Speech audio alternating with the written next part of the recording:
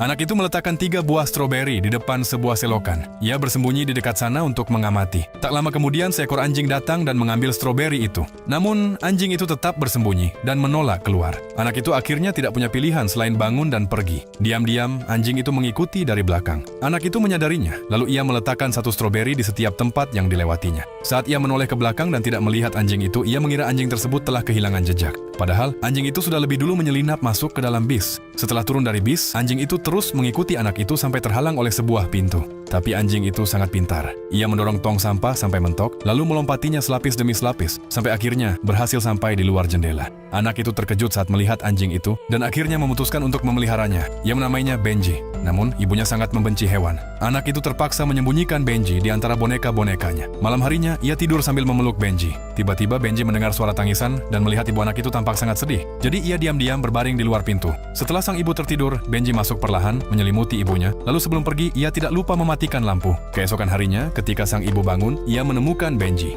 Anjing itu menatapnya dengan ekspresi memohon. Meski begitu, sang ibu tetap bersikeras agar Benji pergi. Anak itu pun tidak punya pilihan selain membawa Benji keluar. Melihat Benji yang malang, ia sangat sedih. Namun ia tak bisa mengubah keputusan ibunya. Benji kembali menjadi anjing jalanan. Suatu hari, anak-anak itu diculik oleh seorang penculik. Genji kebetulan menyaksikan kejadian itu dan segera mengejarnya. Anak itu pun menyadari kehadiran Benji, lalu menjatuhkan stroberi di jalan sebagai penanda. Benji mengikuti jejak stroberi di tanah hingga tiba di sebuah rumah kosong. Saat hendak mendekat, para penculik melihatnya. Benji langsung berlari masuk ke gudang tua. Begitu para penculik masuk ke dalam, Benji merayap keluar melalui lubang kecil, lalu berlari ke pintu dan menjatuhkan lemari hingga menjebak mereka di dalam. Ia segera berlari mencari bantuan. Saat itu, sang ibu juga mengetahui bahwa anaknya telah diculik. Tiba-tiba Benji datang sambil membawa topeng yang ditinggalkan penculik. Seakan ia mengerti maksud Benji, sang ibu pun mengikutinya. Dengan dituntun oleh Benji, mereka segera sampai di tempat persembunyian penculik. Tepat ketika penculik berusaha kabur, Benji langsung menerkamnya. Penculik itu jatuh ke dalam air,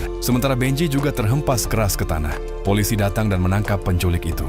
Melihat Benji pingsan, anak itu sangat sedih dan ibunya merasa sangat bersalah. Untungnya, Benji segera bangkit kembali. Sejak saat itu, Benji resmi menjadi anggota keluarga mereka.